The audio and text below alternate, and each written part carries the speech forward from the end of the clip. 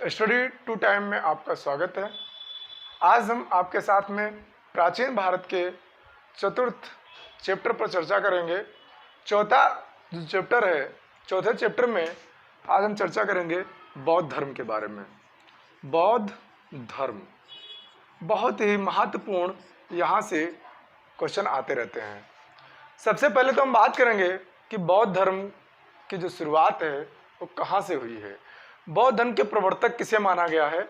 जो इसके जो प्रवर्तक हैं, प्रवर्तक ये नाम इनका था गौतम। तो ये गौतम बुद्ध थे, इनके नाम से इसका शुभारंभ माना गया है। गौतम बुद्ध का जो यहाँ पर जन्म है वो 563 ईसा पूर्व में। गौतम बुद्ध का जन्म 563 ईसा पूर्व में लुम्बिनी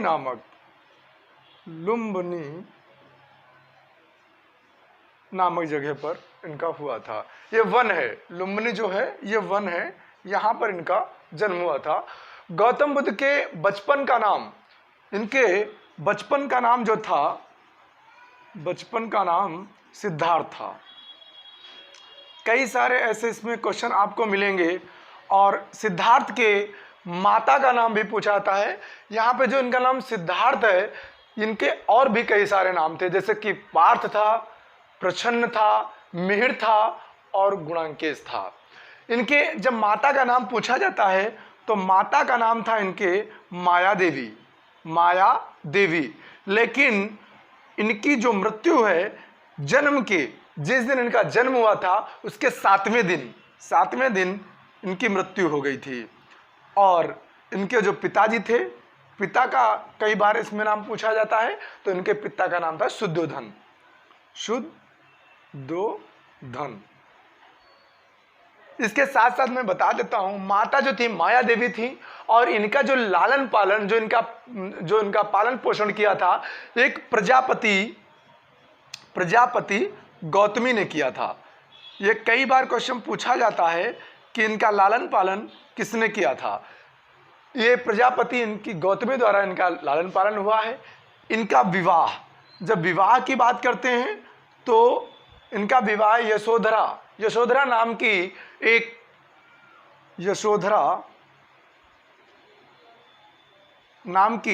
एक स्त्री होती है, इसी के नाम से इनका विवाह होता है, जो 16 वर्ष की आयु में ही इनका विवाह कर दिया जाता है। यशोधरा का नाम और भी कई नामों से संबोधित किया जाता है, जैसे इनका नाम था बिंबा और गोपा।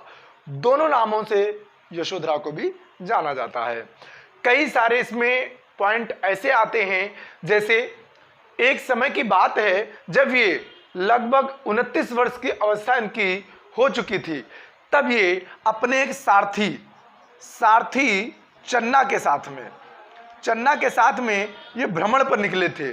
तो उन्होंने 4 अवस्थाएं ऐसी देखी थी जिन पर ये काफ़ी दुखी भी हुए। आगे इन्होंने क्या किया, लगातार 29 वर्ष की ही अवस्था में इन्होंने ग्रह को त्याग दिया, जिसे बोलते हैं घर को छोड़ दिया था। ये जब 29 वर्ष के थे, 29 वर्ष के, तब इन्होंने ग्रह त्याग किया है, ग्रह त्याग। और 6 वर्ष की इन्होंने तपस्या की थी। तपस्या करने के बाद में इनको एक जगह है जो पीपल का वृक्ष था। ये जब 35 वर्ष की इनकी आयु हो गई है, कितने वर्ष? 35 वर्ष। जब इनकी 35 वर्ष की आयु हो गई थी तो यहाँ पर पूर्णिमा की अर्धरात्रि को एक पीपल के वृक्ष के नीचे ज्ञान की प्राप्ति होती है। ये ज्ञान की प्राप्ति के बाद इन्होंने सर्वप्रथम जो ज्ञान दिया है, ये पूछा जाता है कहाँ पर दिया है, सर्वप्रथम ज्ञान की प्राप्ति इनको कहाँ से हुई है। जो मैंने तपस्या की बात कही है, जो इनको तपस्या करने के बाद जो ज्ञान की प्राप्ति की बात कही है, ये ज्ञान की प्राप्ति इनको पूछा जाता है कौन सी नदी के किनारे पहले हुआ है।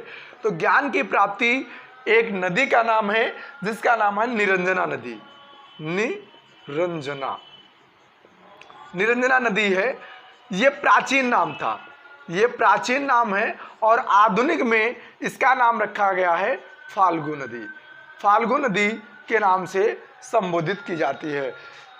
निरंजना नदी जो थी ये फाल्गु नदी, अब इसका नाम रखा गया है। और फाल्गु नदी की दो धाराएं हैं, एक है निरंजना और दूसरा है मोहना। ये दो धाराओं से मिलकर के फाल्गु नदी बनी हुई है। उपदेश के जब बात करते हैं, इनका संबंध एक शुद्ध आचरण और पवित्रता से माना गया है। इनके जब उपदेशों की बात करते हैं तो उपदेश में मुख्यतः दो चीजें यहाँ पर समाहित की गई हैं।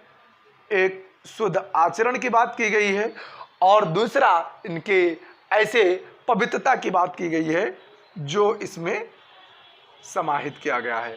बहुत ही महत्वपूर्ण है कि यहाँ पर जो टॉपिक आता है, जब बुद्ध की बात करते हैं तो यहाँ पर 80 वर्ष की जब इनकी अवस्था हो जाती है तो 80 वर्ष की अवस्था में ये महापरिनिर्वाण को प्राप्त कर जाते हैं। महापरिनिर्वाण इनकी मृत्यु से संबंधित है। मौर्य वंश में जो अशोक का जब शासन काल था तो अशोक के शासन काल में, मौर्य वंश के अशोक के शासन काल की जब बात करते हैं, ये इनसे काफ़ी ज़्यादा संबंध रखते थे। अशोक के समय में एक रुम्मनदेही अभिलेख है। रुम्मनदेही अभिलेख इनके जन्म की बात करता है।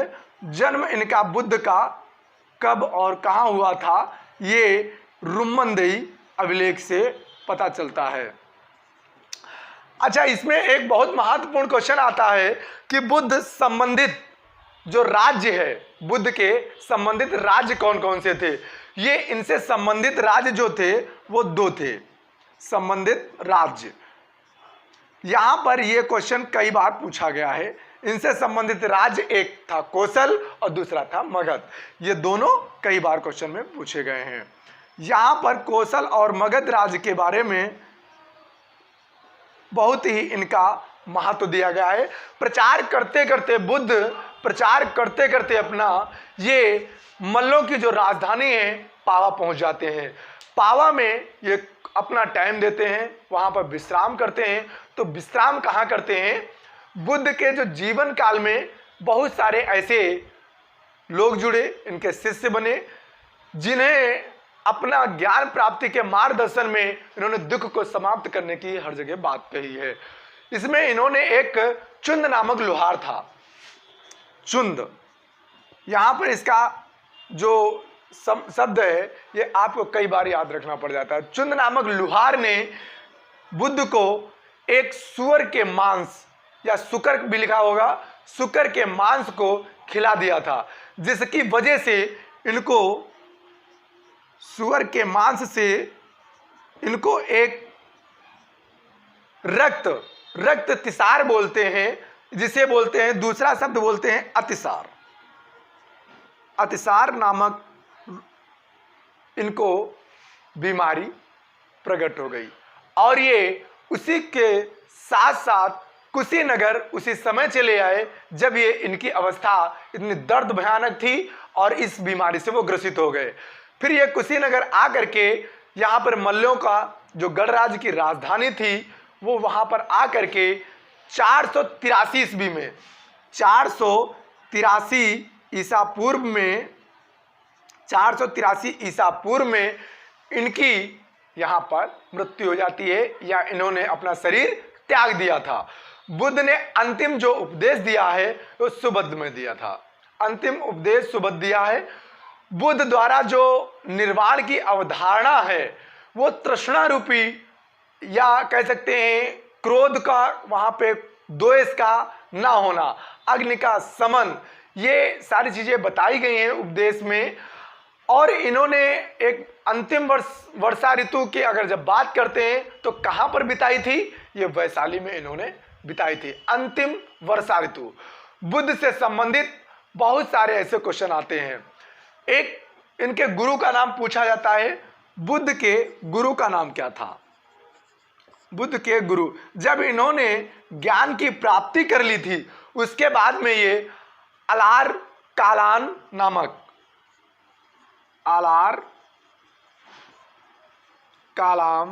नामक गुरु से इनकी भेंट होती है और इन्होंने इनसे शिक्षा ली थी। ये प्रसिद्धि इनकी काहे में थी, ये आओ हम बात करते हैं।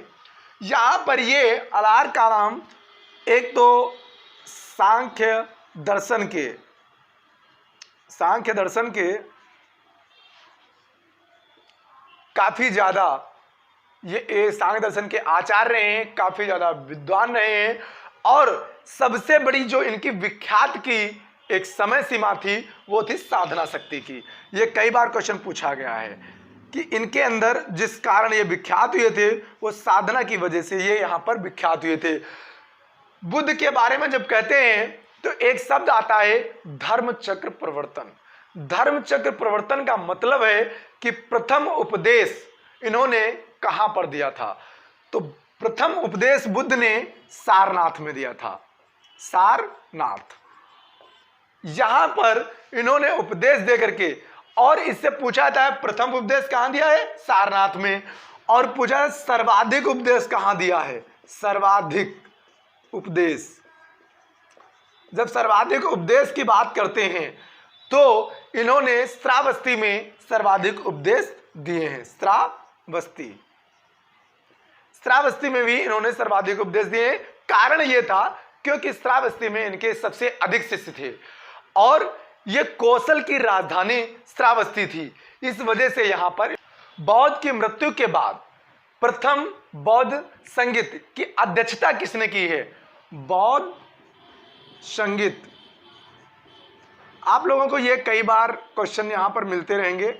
ये बौद्ध संगीति इनके मरने के बाद, जब इनकी मृत्यु हो जाती है, जब इन्होंने शरीर को त्याग दिया है, उसके बाद में इनके शिष्यों द्वारा एक जगह एकत्रित होकर के वहाँ पर इनके ही विचारों को व्यक्त किया है। उसे संगीत के नाम से संबोधित किया गया है। यहाँ पर जो अध्यक्षता है प्रथम की जब बात करते हैं तो प्रथम जो संगीत के अध्यक्ष थे वो थे महाकश्यप के द्वारा किया गया था, महाकश्यप। और यहाँ पे एक इंपॉर्टेंट चीज आती है कि प्रथम बौद्ध संगीत कहां पर की गई थी। ये कई बार क्वेश्चन पूछा गया है कि प्रथम बौद्ध संगीति राजगृह की सप्तपर्णी एक गुफा है। राजगृह में, राजगृह एक सप्तपर्णी गुफा में ये किया गया था। ये कहां पर है सप्तपर्णी गुफा, ये वैभरा की जो पहाड़ियां हैं, वैभरा की जो पहाड़ियां हैं ये वहां पर ही अवस्थित है। और ये राजगृह कहाँ है, राजगृह को हम राजगीर भी बोलते हैं, जो नालंदा जिले में है, बिहार में है ये।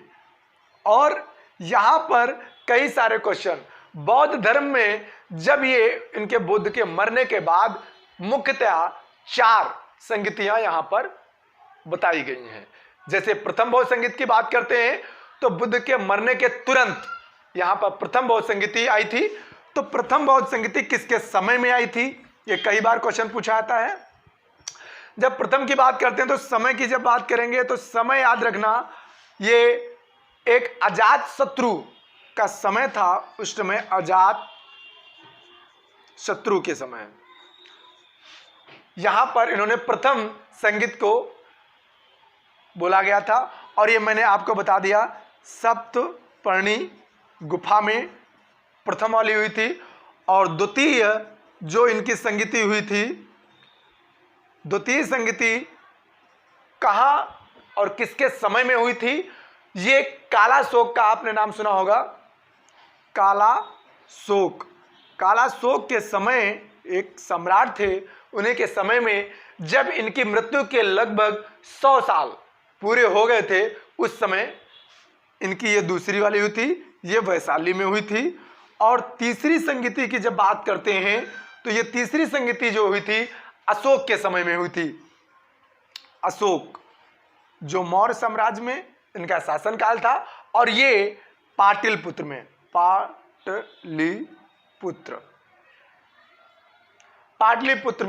इनकी यहां पर ये संगीति हुई थी। चतुर्थ संगीति की जब बात करते हैं, ये चतुर्थ संगीति कहां पर हुई थी और किसके समय में हुई थी। चतुर्थ वाले में कनिष्क के समय में कनिष्क का शासनकाल था। और ये जहां पर कुंडल वन ये कहां पर है, ये क्वेश्चन पूछा गया है। कुंडल वन ये कश्मीर में है। यहां पर इनकी चतुर्थ वाली संगति यहां पर हुई थी। ह्वेनसांग बुद्ध के ऐसे कौन से विद्यालय में पढ़ने के लिए आया था जिन्होंने इनके ही द्वारा वहां पर बौद्ध की शिक्षा दीक्षा दी जाती थी? वो नालंदा विश्वविद्यालय में यहां पर पढ़ने के लिए आया था। ह्वेनसांग इनके जिस वृक्ष के नीचे ये इन्होंने बैठ करके तपस्या की थी उसके बारे में बहुत सारी इसने चर्चा की है।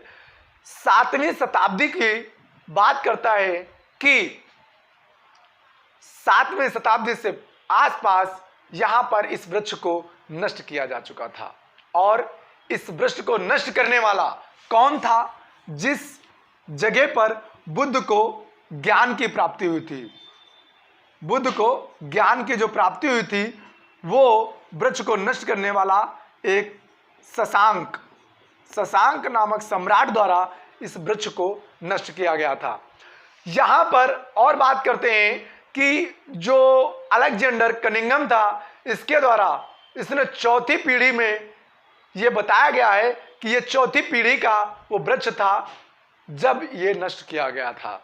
और 2 बार अशोक द्वारा, 1 बार पुष्यमित्र शुंग द्वारा, 1 बार पूर्णवर्मा द्वारा ये लगातार इस वृक्ष को लगाया गया है जब ये नष्ट करने के बाद की बात की जाती है। बुद्ध से संबंधित 2-4 क्वेश्चन इसमें से और पूछे आते हैं। कुछ इनके जन्म से, इनका जन्म कहाँ हुआ था? लुम्बिनी में हुआ था। ज्ञान की प्राप्ति कहाँ हुई थी? बोध गया में हुई थी। प्रथम प्रवचन कहाँ दिया था? सारनाथ में दिया था। इनका निधन कहाँ हुआ था? कुशीनगर में इनका निधन हुआ था। कुछ इनसे संबंधित चिन्हों की बात करते हैं। जब हम जन्म की बात करते हैं तो जन्म के समय में इनका जो चिन्ह था वो कमल था, कमल। और इन्हीं के साथ में जब ज्ञान की प्राप्ति होती है वो महाबोध के चिन्ह के माध्यम से इसे संबंधित रखा गया है। जो प्रथम प्रवचन है वो किस नाम से संबोधित किया जाता है? वो धर्म चक्र प्रवर्तन के नाम से उसे जाना जाता है। जो इन्होंने त्याग किया है, त्याग का प्रतीक उनका क्या था? वो घोड़ा था। इन्होंने एक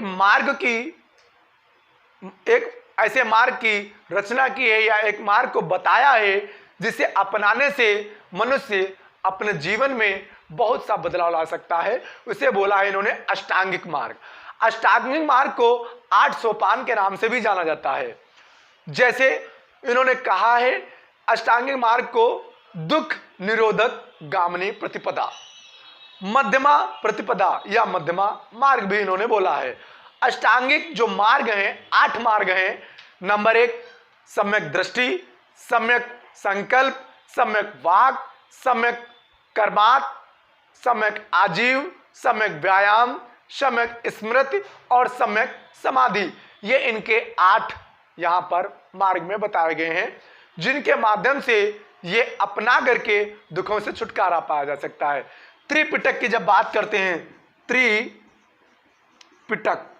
त्रिपिटक होता क्या है? पहले ये जाने त्रिपिटक नाम क्यों रखा गया है। बुद्ध के जो उपदेश थे उनका यहाँ पर संग्रह किया गया है।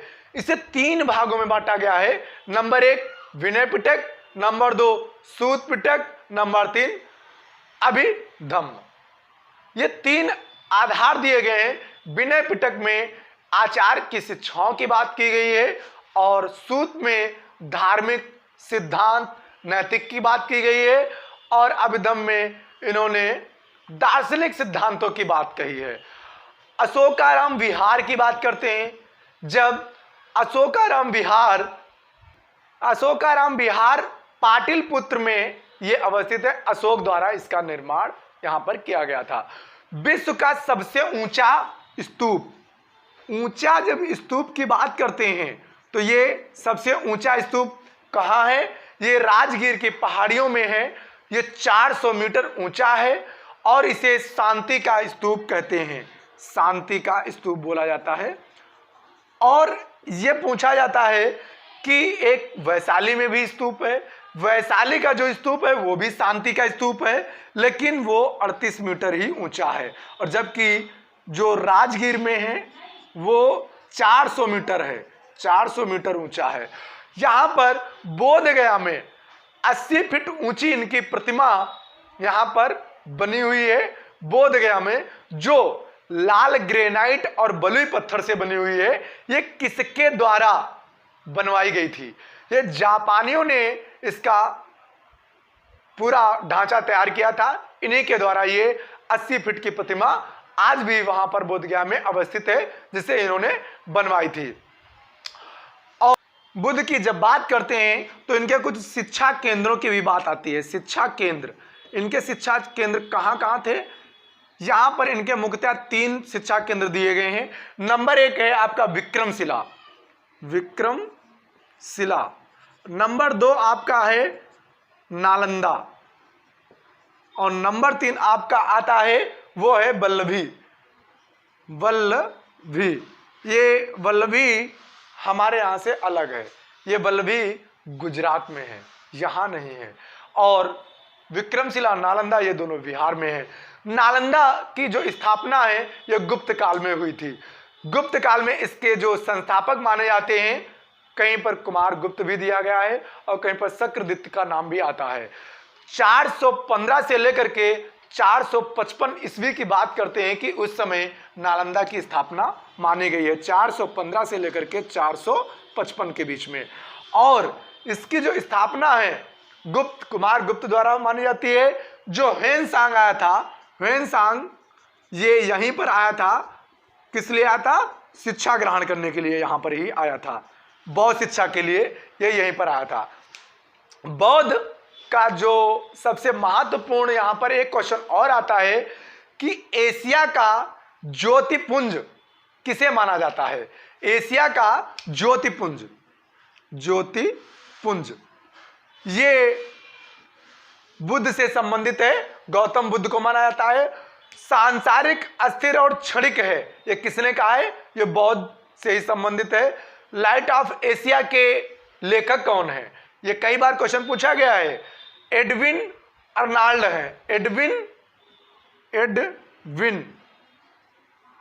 अर्नाल्ड, जिन्होंने लाइट ऑफ एशिया नामक पुस्तक लिखी थी। मूर्ति पूजा की शुरुआत, अगर एक क्वेश्चन और आता है मूर्ति पूजा से संबंधित कि हमारे यहाँ पर सबसे पहले किसी ऐसे व्यक्ति की जिसकी पूजा की गई है मूर्ति के समक्ष, ये प्रूफ कहाँ से मिलता है? ये बुद्ध से की गई है।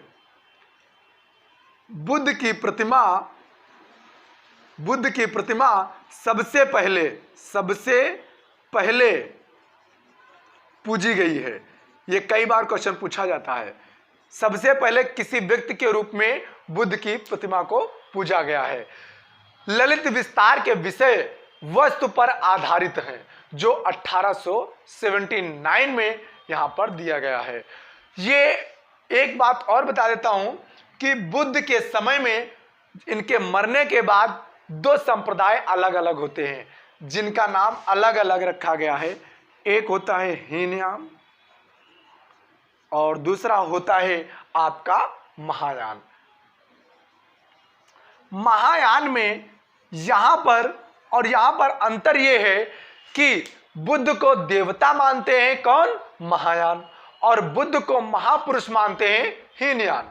हीनयान जो है, हीनयान ये पुरुष मानते हैं, महापुरुष, और जबकि महायान ये देवता मानते हैं। और देवता मानने के साथ साथ ये देवता का स्थान जो कनिष्क के समय में इनको प्राप्त हुआ है। ये कई बार क्वेश्चन आता है कि देवता का जो स्थान है बुद्ध को कब और किसके समय में प्राप्त हुआ है? जब कनिष्क का समय था, जो मैंने आपको बताया था, वो 3रे नंबर पर कनिष्क के शासन काल में इनकी भी यहाँ पर काफी ज्यादा प्रचार प्रसार रहा है। और इनसे संबंधित एक इनकी मुद्रा है जो भूमि से स्पर्श करती हुई इनकी मुद्रा यहाँ पर बताई गई है। इसका जो संबंध है ये कहीं पर धरती के आवाहन से भी मानी जाती है, तप की शुद्धता से भी ली जाती है, और ये किस समय की है? जो मुद्रा ये है, ये गुप्त काल के समय की मानी जाती है। जो ये मुद्रा कौन सी है? ये भूमि स्पर्श मुद्रा, भूमि स्पर्श मुद्रा। ये इससे कई सारे क्वेश्चन आपको एग्जाम में पूछे जाते हैं। बौद्ध धर्म में ये कौन से युग की समय की, बौद्ध धर्म का पतन कौन से युग से संबंधित है? बौद्ध धर्म का जो पतन है मध्ययुगीन समय से इसका माना जाता है। कारण क्या था? इन्हें भगवान विष्णु की उपाधि प्राप्त हो रही थी और ये इन्होंने अपना अलग से धर्म, जिसका नाम था, इनके जो धर्म का नाम रखा गया था वो था वैष्णव धर्म।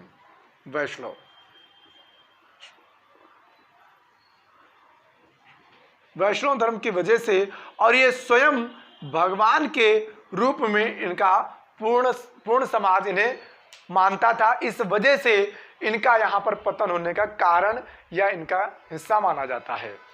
इनके यहाँ पर चैत्य किसे कहते हैं? जहां पर चैत्य का नाम कहीं कहीं पर आता है, क्वेश्चन कई बार पूछा जाता है, चैत्य क्या था? जो इनका एक, जब इनके जलाने के बाद चिता, इसका संबंध है चिता से। चिता को जलाने के बाद जो वहां पर अस्थियां बचती हैं, जो अवशेष बचते हैं, उन्हें गाड़ करके एक समाधि का निर्माण किया जाता है, एक पूजा स्थल का निर्माण किया जाता है, उसे बोलते हैं हम चैत्य। और चैत्य का दूसरा नाम होता है स्तूप। स्तूप का मतलब होता है पूजा ग्रह या पूजा जहां पर की जाती है उसे बोलते हैं स्तूप। और यहां पर इसी के समीप, स्तूप के ही समीप एक विहार का निर्माण किया जाता है। विहार का मतलब होता है निवास से। और ये यहां पर जो भिक्षु होते थे, भिक्षुक लोगों के रहने का स्थान यहां पर था और यहां पर ही विहार का निर्माण ये करते थे। बौद्ध और जैन दोनों धर्मों में ये किस सिद्धांत पर विश्वास करते थे? एक तो पुनर्जन्म को भी मानते थे, दूसरा ये कर्म को प्रधान मानते थे। इस पर ये काफी ज्यादा विश्वास करते थे। इससे संबंधित लगातार क्वेश्चन आपको एग्जाम में पूछे गए हैं। मैंने जिन टॉपिक से ये डिस्कशन किया है ये एग्जाम में कई बार रिपीट किए गए हैं। लगातार आप इसे देखते रहें और इसमें से अगर कोई आपको समस्या लग रही हो आप हमें कमेंट बॉक्स में दे सकते हैं। नमस्कार।